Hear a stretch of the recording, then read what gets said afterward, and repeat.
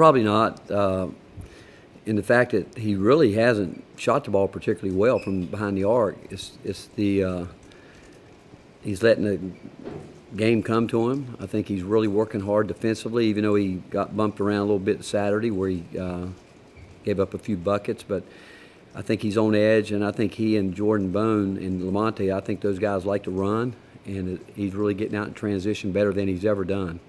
And but he's really the last 3 games he's proven you can score a lot of points by not shooting the ball well, just letting the offense work, and I think he's done a good job of doing that, not really trying to force too much, but just letting it happen. And also, were you okay with your players doing the Gator chomp toward the Florida fans? You know, first of all, I'm going to tell you, we're not perfect. I'm not perfect. Our guys aren't perfect, but that's the very first thing. When someone told me that happened, that's the first thing I addressed after the game.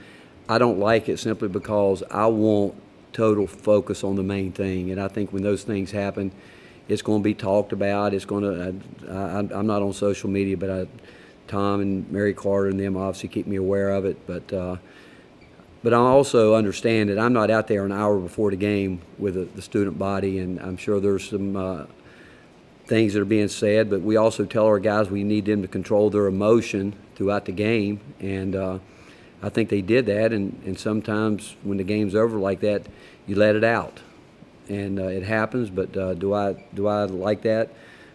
When I was a kid, I probably would have, but I'm not a kid anymore, and as a coach and older now, I just want to play the game. And I want our guys to learn from it. But again, I understand emotion. I understand competition. But like I said, they were out there for a good hour before the game, and they hear a lot, and that's part of what makes college basketball what it is. And it's just some people, you can call it friendly competition, but it is competition, and emotions can run high at times.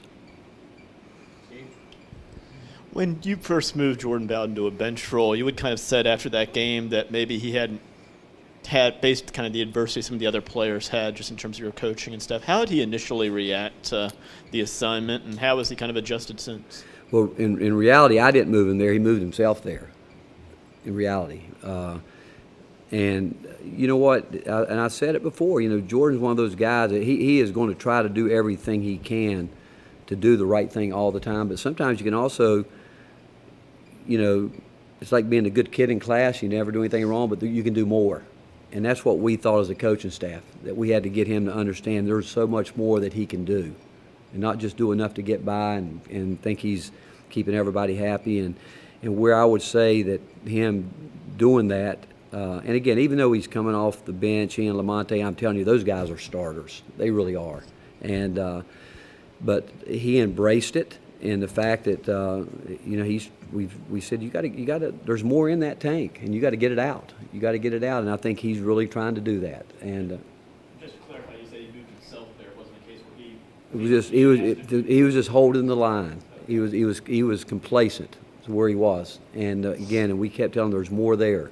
There's more there, and he's got to find a way to get it, and he wasn't changing, so we said, okay, we're going to see if we can do something. And but I think he's responded, to answer your question, extremely well. Mike Grant. Rick, where's Lamonte at conditioning-wise right now? Are you happy where he is, and how much more do you think he has to improve in that area right now? You know what? I think conditioning-wise, is he 100%? I don't think he's close. He's close, but I think in terms of just game, you know, competition, that's where he's still fighting to get back or working to get back, and he will, because he's older. It'd be a little bit different if he were younger, but because he's got such a love for the game and he's competitive, he still has to get back to being more disciplined defensively and even offensively, and that's just going to come from playing to where, you know, he's been away from it. He's played 3 games now, but I think conditioning-wise, he's okay. Obviously, there are expectations all summer into the preseason. Why do you think your team has handled success expectations so well to this point? And do you think they like being targeted? Well, I think that they, again, I said it a year ago. From January on, we were ranked as high as any team in the league, and we all understand building resumes to get into the NCAA tournament, and I do think that one of the reasons that the off season was something they've never dealt with all the hype coming into the season, but the fact that I think that we had such a great non-league schedule over the years. They've been into a lot of different tough situations, and I think they've learned from a lot of it. I think they're going to continue to learn some things this year because we've got to continue to get better. And but we, as a coach and staff, I think that, you know, being an older staff and the experience that we have, I do think that, or I like to think that we try to make sure they stay grounded on the main things and understand it's about us getting better, and we have to do that. And that's not, again, I say it's not coach talk, coach speak. I mean, that's the bottom line. We've got to figure out after the game against Florida, we talked about the good stuff, the bad stuff, and some of the ugly stuff, but then we also talked about how we've got to get better. So we've got to do that today along with getting ready for a really good Arkansas team. And so that's why you don't want any distractions. You just want to stay focused on the main thing. And I will give the guys credit for that because I do think we've done a good job with that. Can we do better? Yes. But overall, I think they've done a good job of staying focused on what's at hand. Rick, do you feel like Grant learned a lot from fouling out against Gonzaga and Kansas against really good post? And how much do you think that'll help him tomorrow against Daniel Gafford? You know, I like to think he's going to learn each time he goes out and build on that experience. But Grant is understanding that teams are going to come after him defensively. They're going to make him guard. I mean, very first play of the game against Florida, they started 4 guards and drove the ball to the basket for a layup. And so I think he's understanding that. I think he's learning a lot about a lot of things. And Grant still can get better, and he knows it. He knows he has to, and as long as he'll continue with that process, he'll be fine. As long as it's when guys get to where they think they've got all the answers, when bad things are happening. And I don't think we have a team that thinks that way. I don't think Grant thinks that way because one thing we know, that film doesn't lie, and we know that as a coach and staff and as a team, when we go in that film room, we point out the obvious, that we expect each of us to get better and him to get better, and I think he knows that. He's got to get better. Whether he's fouled out, and I mean, he's fouled out a couple times, but and some of those fouls are because he's just not ready early. He doesn't do his work early, and he's playing catch-up. Lewis, Rob, and Corey. Admiral seems to be, constantly making clutch back here in the shadows, Coach. Okay, that's it. Admiral always seems to be around the ball in the clutch situations this year, whether it be Gonzaga, that 3 against Florida. Why do you think he's able to have success in those very serious tight moments at the end of the game? Well, the one against Gonzaga, obviously, we came out of a timeout knowing that's where the ball was going to go. The other day, we put the ball in Grant's hand, and he had scored previous on that little isolation there at the elbow, and it was up to him to make the play. And he had 4 guys that he could have chosen to pass the ball to, and he made in that situation, really a terrific pass.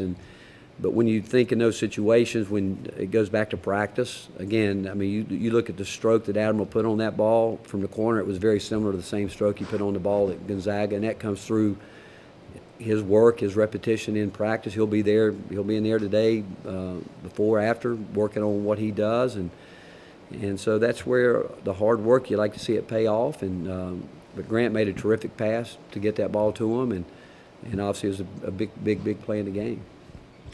Coach, just how much more flexibility has Lamonte given you, and where has he made the biggest impact since he's come back? I'm not sure we would have won any of these games in the league, Rob, to be honest with him, because his presence, the fact that we've been able to play 3 guards. Last year, that's how we closed most games, with what we had on the court, with the Admiral and Grant inside and those 3 guards out there last year. And we haven't been able to do that much. And the reason we have them out there because we all – when Grant made that move, there's 4 guys that have the ability to make a shot, and if it's not a wide open shot, they can go get one, create one. But I think Lamonte's defensively, I think we're going to get better defensively because of having him out there. Because when he really wants to lock in, he is really a good defensive player. I think Lamonte, if he wanted to, could be one of the best defensive guards in the country if he could focus on it and stay with it.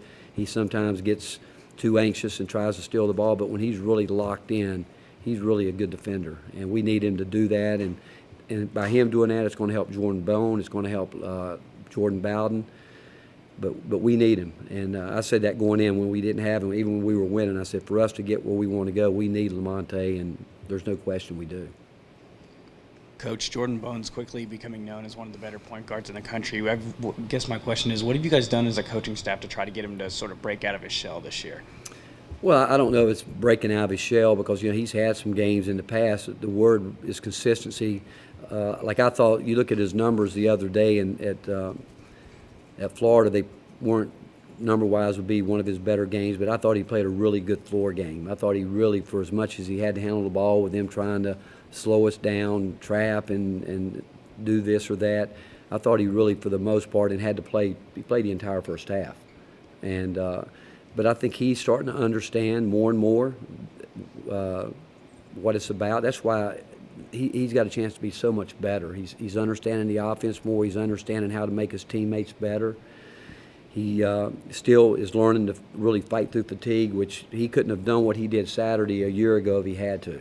That's where he's improved with his physical stamina, and he's really starting to think the game for the first time. And if he can continue to do that, who knows how good he can be. David, Jimmy, and Steve. Rick, this time of year, when you still have a couple months, how often do you talk about just the tournament as a thing? And what kinds of how often are you doing things in practice where you're thinking about the tournament in mind or impacting your team 2 months down the line? I don't think again, we know that's the goal. That's the goal of every team in the country. I'm not sure we talk so much. We don't talk so much about the tournament. We don't. What we talk about is college basketball. We talk about things that happened this week. Where you use example of other teams have big wins, have letdowns. Teams that have 2 big wins have a letdown, and there's always examples right in front of you that are current. But I don't think we're living in the future right now. I think we're talking about our team and how each guy needs to get better individually and what that does to help us collectively as a group. But again, everyone wants to be in that tournament. But we just try to stay as focused as we can on, like, today's a big day for us. We've got to get ready to work on some things we didn't do well Saturday, and along with game preparation for Arkansas.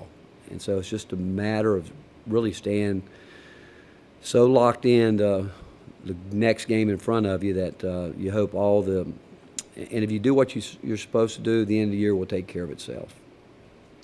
Rick, a couple things on Arkansas. One, how good is Daniel Gafford? I think he's terrific. This last game out, a year ago at their place, I just love what he's about. I love his hands. I love his quick bounce off the floor. He catches the ball, and he's really a terrific player. He really is, and that's going to be a challenging matchup. Certainly, Kyle will have to deal with that. John Fulkerson, Derek, Grant, we all will. And but when he gets the ball, and he does a good job in tight spaces. Like I said, I love his first and second jump, and it's going to be a challenge for us. And last year, a couple of their guards, Macon and Barfield, combined for 61 points. They're not there anymore. Your assessment of Arkansas's guards? Well, I think we all know when you play with young guards, some nights you know what you're going to get, some nights you don't, and I just have so much respect for Mike Anderson and how hard his team plays and how he believes so much in his system that they're going to always, when I think of them being in a attack mode where they're going to come at you defensively, they're going to come at you on the offensive end. They're terrific at open court plays. If they turn you over, they do a tremendous job of converting those situations. And he's got guards that you watch them from where they were to where they are now through the season. They've continued to get better, and I think they will. Again, we've been young before, and we know what that's like, and we know that I can go back to some times when Jordan Bone was a freshman. He had some spectacular games where you knew he could do it, and you want him to do it night in and night out, and it's taken him 2 years to get to that point where he's more consistent. And I think coaches with young guards know that you go through some of those growing pains, and Arkansas has had to do that, and that's just something as coaches that you have to deal with. Obviously, that Florida game went down to the wire, but your first 2 SEC games were kind of lopsided scores. I'm just wondering, what's your rule of thumb in terms of when you decide to empty your bench, when you think it's safe to kind of put the Well, I'm one of those guys. I've seen too much in my lifetime. Like just last week, UCLA Oregon game. What was a 10-point game with I think momentum's a big part of it. I think knowing your players, you feeling our body language as a team and our focus, but with the 3-point line, and I mean, you go back to the Missouri game. I mean, within a matter of a couple plays, Admiral throws the ball away, and so you as a coach, I'm telling you, you never never feel good until you know it's over. And but I don't know if I have a rule of thumb what we're going to do. Other than each game, it would be more of a field type thing, where I think we are and where the game is. Rick, just how is Zach progressing through his injury and all that stuff? He's working his way back into something. He's not back into full practice yet, and he needs to do that as quickly as he can. But he hasn't practiced obviously for a long time. But he's starting to do some things, but starting to get back into the 5-on-5. Rick, I think other than maybe y'all being at the top of the league, there seems to be, I know it's early, but there seems to be some surprises in the SEC, some teams that have won their first few games, some teams that have struggled. Have you been able to see much of the league at all to this point, and what are your thoughts on it? Well, my thoughts were what I started the year with. I thought last year was a great year for us, and I said I thought this year would be better, and I'm not surprised at any of it. I go back, I've got so much respect for the coaches in this league, and then, you never know what goes on with every team because you don't know the injuries within, you don't know this, that, or whatever. But I don't know if I would say I'm surprised about anything because of the fact that our staff has so much respect for the league. And you look around and really I'm not surprised. I just think we're weak in it, and I think it's going to be an exciting year for SEC basketball, but I really haven't studied it in depth at any of it. But again, where I see scores, I'm not surprised. Rick, just how much of a luxury is it that down the stretch and in tight games that you've got 5 guys that you can put on the court that have the experience in those moments? Well, it is. I mean, that's what coaches always talk about, getting older and having that type of experience. And where you see it more probably than actually on the court is during timeouts, where they come to the bench and they're locked in. I mean, they know they are truly locked in. Like I'll give you an example. The other against Florida, we ran the isolation play for Grant where he scored it, and we came back and we were talking. Okay, this time down the floor, and he just simply said it with authority. Let me have the ball there, and I'll make the right play. That's where I think the experience shows up. And the fact that, to be honest with you, in that game as a coaching staff, we're sitting there thinking, we know what Admiral's meant to our team, but prior to Admiral going back into that game, John Fulkerson was playing great. I mean, he was doing some big-time things for us out there, and when you could tell he was so locked in. And then, but we know, okay, Admiral's been out there. We knew we had to get another score on the floor, but it goes back to where we're thinking about that. Do we really leave Admiral on the bench and keep Fulkes out there because he's playing so well? But obviously we did the right thing there because of Grant saying, let me have the ball there and I will make the right play. And he did. And that, I think, is when the experience really starts showing up. It's whether this guy can make a shot, that guy can make a shot. They were all on the same page in terms of knowing this is what we need to do. Coach, just you guys were in the same boat last week, but Arkansas played at Saturday. They have to travel on Tuesday. Just how tough is that, the way the SEC has its schedule set up? It is. It's a tough turnaround. It is. To do that. But I mean, we all coaches have their routines, and right now, I was really concerned a little bit about the Florida game because our routine from our Christmas break had changed, but with school starting back. And now, our guys go from probably their Christmas break routine to now they're back in school, and you can tell they're a little bit out of sync a little bit. And we actually, when we got to the hotel the other night, because the plane was late picking us up here, we were concerned whether or not, I think we got there at 9:30, and Garrett and Chad do a lot with the guys in the rooms with their bodies the night before game. And we thought, well, maybe we shouldn't even do our night before meeting, and but the guys said, no, let's do it. And so again, we trust them to do that, and I think this time of year you've got to have the routine that we have. Sometimes it has to be changed, and sometimes I like to change it just to see if we can handle the change. But you come back and playing Saturday, and have to get, you obviously, some teams might take a day off. We didn't do anything on the court yesterday, but we did our routine. You know, we came in, watched film, and worked out in the weight room with Garrett and worked on their bodies. Today will be a practice. It can't be a long one. And then we'll play Tuesday. But ideally, would you like to play on Wednesday? You know, that'd be a good question to ask the players. I don't know if they'd rather have a midweek game off, a day off in the middle of the week or Sunday. But Wednesday will be our day off. But it is a quick turnaround. But it also, that's why you go back to those early season tournament games where you really have to do it on no prep. You just walk through in a ballroom somewhere and do those type things. So every coach, every program have their methods of doing it, and but traveling can be tough. Obviously, we saw it happen with Missouri getting to South Carolina. That's when it all gets where you get concerned about the weather, those type things too.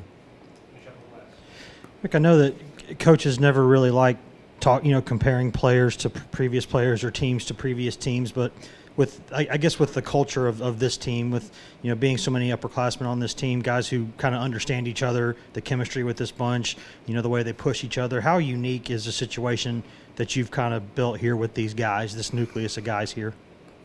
Well, first of all, I think they've built it, because I think that they've bought into what is trying to get done. I think we've got guys that really do have a passion for the game. They love it.